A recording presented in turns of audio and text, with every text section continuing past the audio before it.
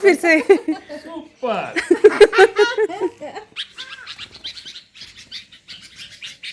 ये शोर।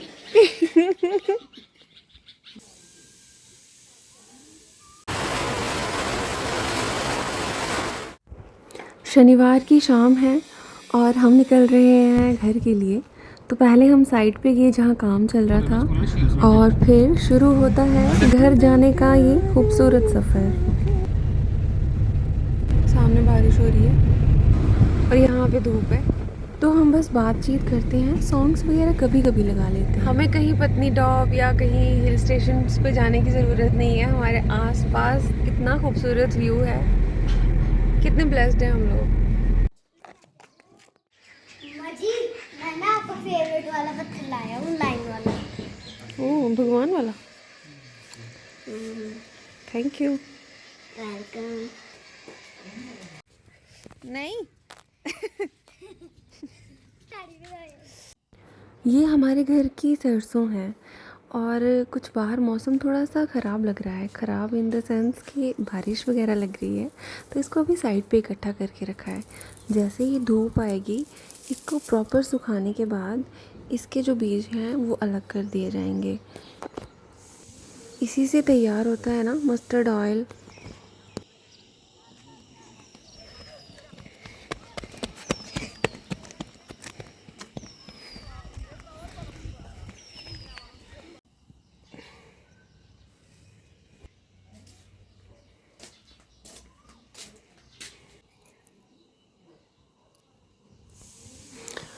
हमारी मम्मी जी की सबसे जो फेवरेट हॉबी है वो है बच्चों को पढ़ाना।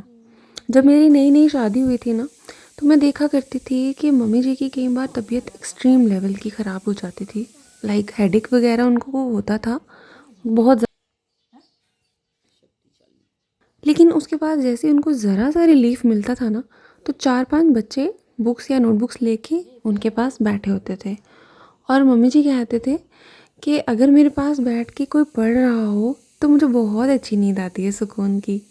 तो मैं सोचती हूँ कि एज ए टीचर वो कितनी डेडिकेटेड रही होंगी, और मुझे लगता है वो अपने सभी स्टूडेंट्स की फेवरेट हैं आज तक। तो अगर उनके स्टूडेंट्स तक ये वीडियो पहुँचे ना, तो मेरी रिक्वेस्ट है कि आप कमेंट बॉक्स में अपना एक्सपीरियंस ज़रूर शेयर करिएगा, जो भी उनके साथ रहा है आपका।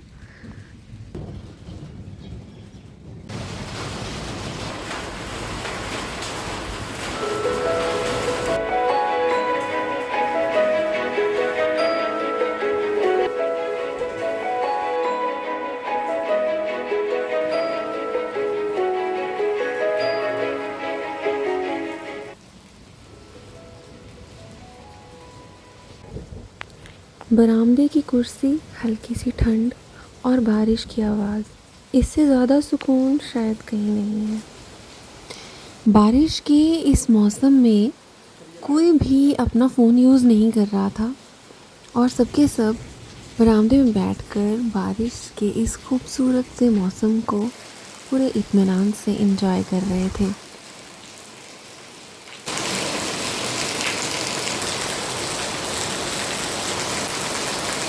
बारिश का मौसम, हवा में ठंडक और हर तरफ बूंदों की आवाज़। ऐसे मौसम में चाय पकोड़े तो मैंडेटरी हो ही जाते हैं। सर ने कहा कि आज पकोड़े नहीं, आज हमने बटाटा वड़ा खाना।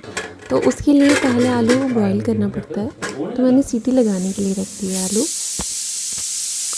तो फिर उसके बाद सर की हेल्प से हमने बनाए टेस्टी बटाटे वड़े। लेकिन इतने में ना बारिश रुक गई और बाहर मौसम क्लियर होने लग गया।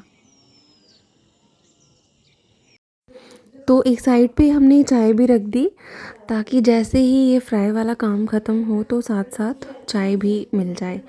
और जो मैंने ये बना के रखा था घोल बेसन का, ये थोड़ा एक्स्ट्रा बन गया हुआ था। तो फिर हमने क्या किया, उसमें कुछ आलू कट किए, कुछ प्याज कट किए, हमारी और नई बहू आज हमने पकोड़े सिंपल बना जो रही है। नॉर्मल पकौड़े होते हैं वो हमने निकाल लिए। और बारिश रुकने के बाद विशाली भी आ गई हमारे पास ऊपर किचन में, और वो भी हमारी हेल्प करवाने लगी। She is such a nice girl. क्योंकि बारिश रुक चुकी थी तो हमने बाहर ही टेबल और चेयर्स लगाई, और चाय और पकोड़े भी हम बाहर ले आए और काफ़ी इन्जॉय किया सभी ने। सुपर। अभी पूछो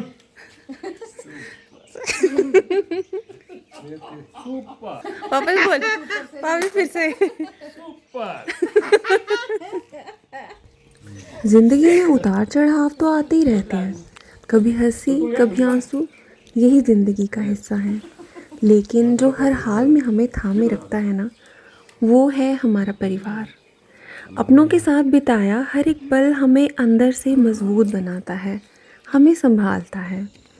इसलिए ज़िंदगी में सबसे ज़्यादा अगर कुछ संभाल कर रखना है ना, तो वो हैं अपने लोग और उनके साथ बिताया हुआ वक्त। देखते ही देखते शाम ढल गई और दिन भी चुपचाप अपनी कहानी समेट कर चला गया। और फिर एक नई सुबह, नई शुरुआत के साथ हम फिर से निकल पड़े एक और कहानी जीने।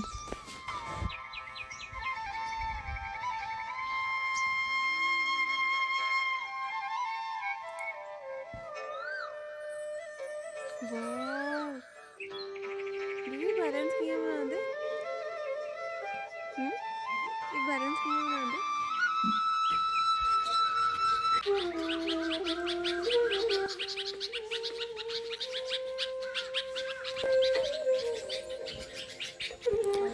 गांव की खूबसूरती उसकी सादगी में छुपी होती है, जहाँ ना ज़्यादा शोर होता है ना कोई दिखावा, बस खुले आसमान, ताज़ी हवा और हर चेहरे पर सच्ची मुस्कान।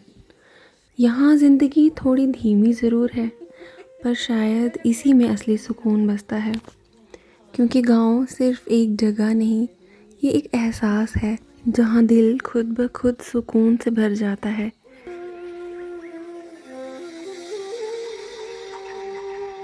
पल्लू थैंक यू। कच्चे रास्ते, खुले खेत और वो ठंडी ठंडी हवा, जैसे हर चीज़ कह रही हो थोड़ा रुक जाओ। ज़िंदगी की असली खुशी शायद यहीं छुपी है, इन छोटे छोटे पलों में, इस सादगी भरी ज़िंदगी में।